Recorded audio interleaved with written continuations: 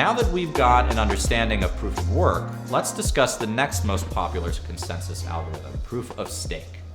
Proof of stake is worth talking about because it's emerged as an attractive alternative to proof of work, and it's been adopted by many large networks. Different versions of proof of stake have been used in EOS, Cardano, and Binance Chain. And proof of stake is in fact the planned destination of the Ethereum network. Proof of stake is attractive because it can come close to the same level of security and game theory resilience as proof of work, but without having to spend all that energy on the 24/7 math problems.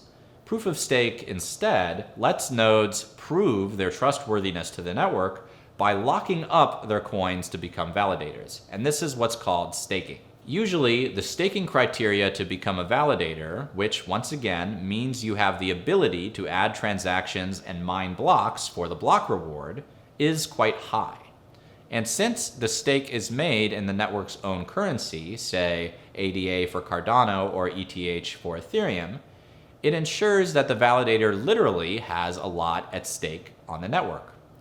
If the validator has a lot at stake, you can be pretty sure they will be trustworthy, as they would stand to lose a lot of money if the security and trust in the network is compromised. Validators that meet the staking requirement become eligible to create the next block. However, to maintain good decentralization, the network often allows for smaller holders to pool together their stake or delegate their stake to an existing validator. This effectively allows the network to still achieve wide participation in consensus and therefore decentralization of power.